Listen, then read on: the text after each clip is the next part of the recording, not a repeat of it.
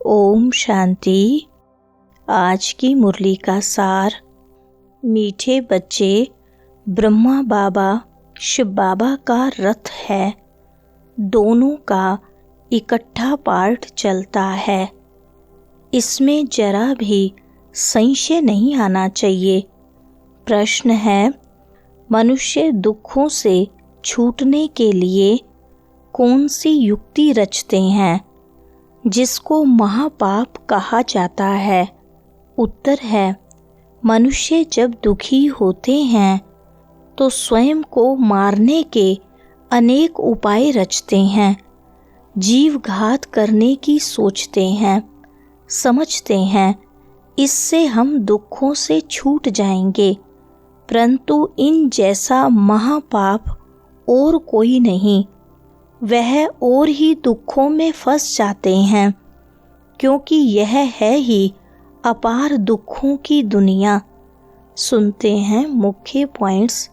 पहली पॉइंट, कई कहते हैं हम ब्रह्मा को नहीं मानते, परंतु शिव बाबा खुद कहते हैं ब्रह्मा तन द्वारा कि मुझे याद करो।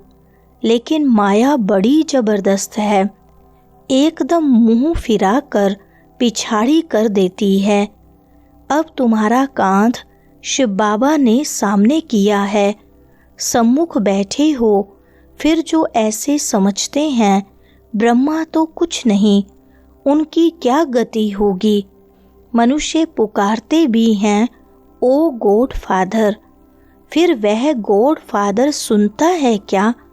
उनको कहते हैं ना लिबरेटर आओ। कल्प कल्प पुरुषोत्तम संगम युग पर ही बाप आते हैं, जिसमें आते हैं उनको ही अगर उड़ा दें तो क्या कहेंगे? नंबर 1 तमो प्रधान। दूसरी पॉइंट, भल किसको सुनाते भी रहें सुनी हुई बातें, परंतु वह जैसे पंडित मिसल हो जाते। जैसे बाबा पंडित की कहानी बताते हैं ना, उसने कहा राम राम कहने से नदी पार हो जाएंगे। यह भी एक कहानी बनाई हुई है। इस समय तुम बाप की याद से विषय सागर से क्षीर सागर में जाते हो ना। उन्होंने भक्ति मार्ग में ढेर कथाएं बना दी हैं। ऐसी बातें तो होती नहीं। ऐसे भी ब्रह्मा कुमार कुमारियां हैं, खुद निश्चय में नहीं, दूसरों को सुनाते रहते हैं। इसलिए कहाँ कहाँ सुनाने वाले से भी सुनने वाले तीखे चले जाते हैं। अच्छे अच्छे महारथियों को भी माया हप कर लेती है। तीसरी पॉइंट, बाबा भी समझाते हैं अभी कर्मातीत अवस्था नहीं हुई है। एक तरफ लड़ाई होगी, दूसरी तरफ कर्मातीत अवस्था होगी। पूरा कनेक्शन है। फिर लड़ाई पूरी हो जाने से ट्रांसफर हो जाएंगे। तुम समझते हो विनाश सामने खड़ा है। अब तुम हो मिनॉरिटी, वह है मेजॉरिटी, तो तुमको कौन मानेगा? जब तुम्हारी वृद्धि हो जाएगी, फिर तुम्हारे योग बल से बहुत खींच कर आएंगे। जितना तुमसे कट निकलती जाएगी, उतना बल भरता जाएगा। चौथी पॉइंट, तुम्हें तो दैवी चलन बनानी है। देवताएं सर्वगुण संपन्न है ना, अब तुमको ऐसा बनना है।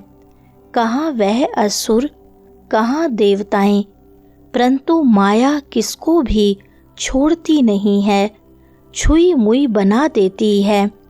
तुम बच्चे समझते हो अभी हम रिटर्न होते हैं, दुख धाम से सुख धाम में जाते हैं। अब बाप जो सुख धाम का मालिक बनाते हैं, उनको याद करना है। तुम कहते हो बाबा हम अनेक बार आपसे स्वर्ग का वर्षा लेने आए हैं। बाप भी संगम पर ही आते हैं, जबकि दुनिया को बदलना है। पांचवी पॉइंट, बुलाते भी हैं हे पतित पावन। यह थोड़ी समझते हैं कि हम महाकाल को बुलाते हैं कि हमको इस छी छी दुनिया से घर ले चलो। जरूर बाबा आएगा, हम मरेंगे तब तो पीस होगी ना।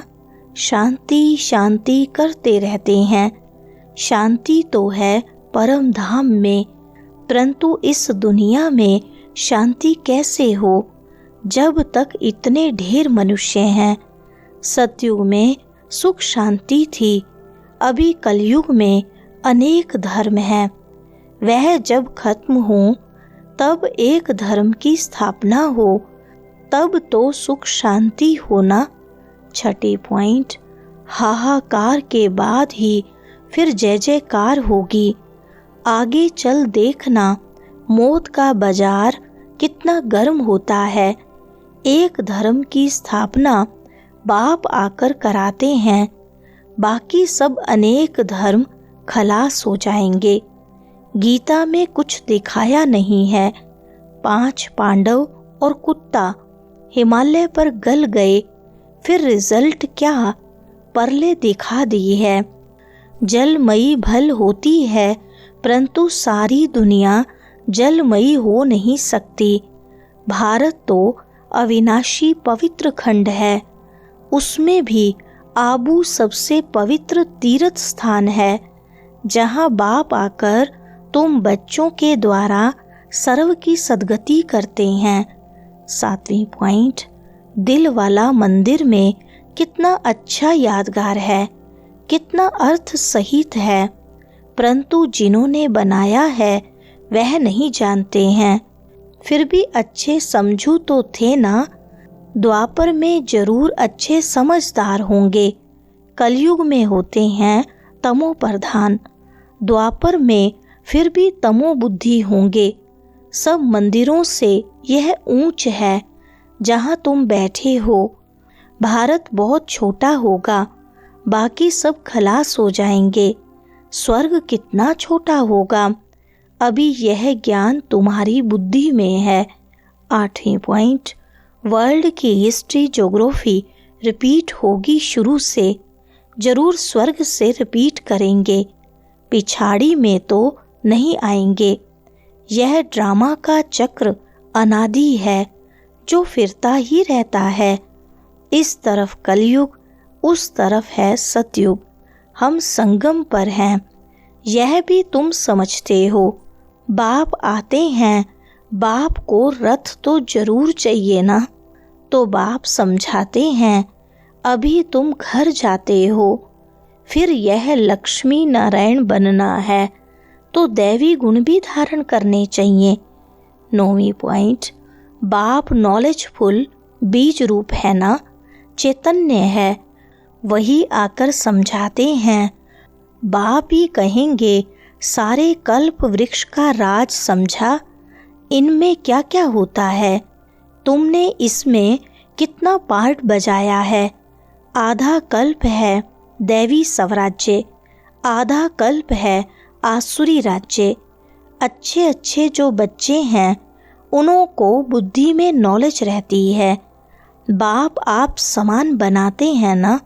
टीचर्स में भी नंबरवार होते हैं, कई तो टीचर होकर भी फिर बिगड़ पड़ते हैं। बहुतों को सिखाकर फिर खुद खत्म हो गए। 10वीं पॉइंट, कई हैं जो न ज्ञान उठाते न अपनी चलन सुधारते, सबको दुखी देते रहते हैं। यह भी शास्त्रों में दिखाया है कि असुर आकर छिपकर बैठते थे। असुर बन कितनी तकलीफ देते हैं, यह तो सब होता रहता है। ऊंचते ऊंच बाप को ही स्वर्ग की स्थापना करने आना पड़ता है। माया भी बड़ी जबरदस्त है, दान देते हैं फिर भी माया बुद्धि फिरा देती है। आधा को जरूर माया खाएगी, तब तो कहते हैं माया बड़ी दुष्टर है। आधा कल्प माया राज्य करती है तो जरूर इतनी पहलवान होगी ना।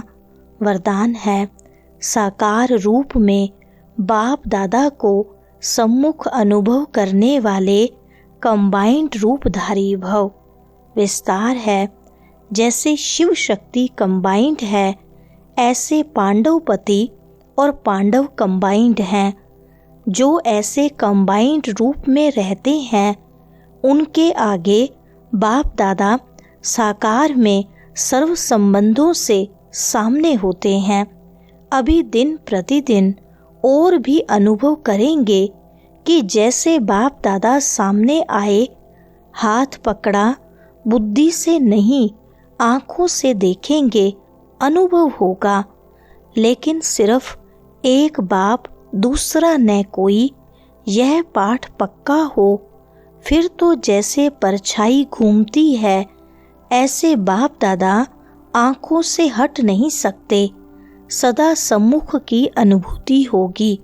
स्लोगन है, माया जीत प्रकृति जीत बनने वाली श्रेष्ठ आत्मा ही सब कल्याणी व विश्व कल्याणी है। अच्छा, ओम शांति।